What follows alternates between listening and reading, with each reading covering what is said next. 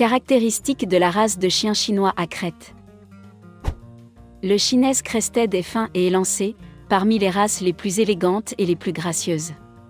Dans la variété Hairless, les cheveux doux et soyeux ne se trouvent que sur la tête, crête, la queue, panache, les pieds et le bas des jambes. La peau des zones glabres est lisse et douce.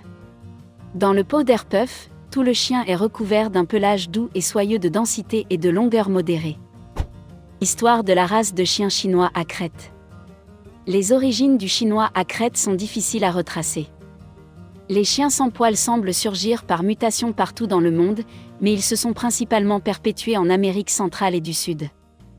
Le chinois à crête est l'exception, apparemment apparu en Afrique et amené en Chine dès le XIIIe siècle. Les gens de mer chinois auraient gardé les chiens à bord comme bibelots et les échangeraient avec des marchands locaux partout où ils appelaient. Ainsi, la race a été distribuée en Turquie, en Égypte, en Afrique du Sud et peut-être en Amérique centrale et du Sud. Ce n'est que dans les années 1800 qu'ils ont été enregistrés en Europe, avec des peintures et plus tard, des photographies, y compris des chiens de type chinois à crête. À la fin des années 1800, la race a trouvé un partisan de l'américain Ida Garrett, qui a popularisé plusieurs types de chiens sans poils.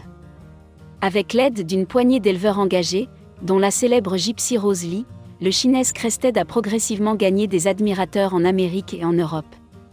En 1991, après un siècle d'efforts, la race a été reconnue par la CACE. Tempérament de la race de chien chinois à crête. Le Shinese Crested est une combinaison de lutin ludique, de chien de poche doux et de compagnon sensible.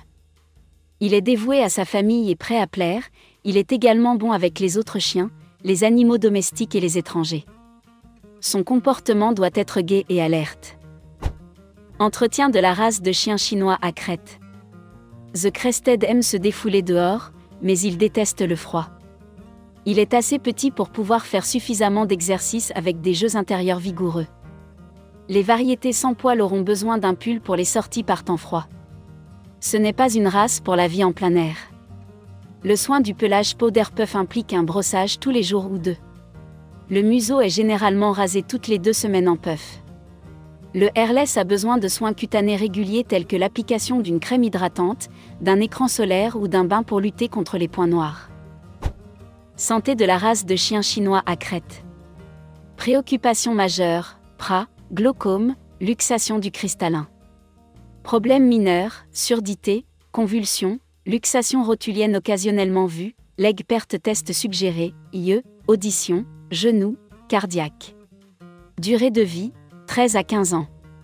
Remarque, le Hairless est sensible aux points noirs, aux coups de soleil, à l'allergie à la laine et à la perte de dents. Le Hairless a une dentition irrégulière et un émail plus fin. Avertissement concernant la race de chien chinois à crête. Remarque, bien que les caractéristiques mentionnées ici puissent souvent représenter cette race, les chiens sont des individus dont la personnalité et l'apparence varient. Veuillez consulter l'organisation d'adoption pour plus de détails sur un animal en particulier.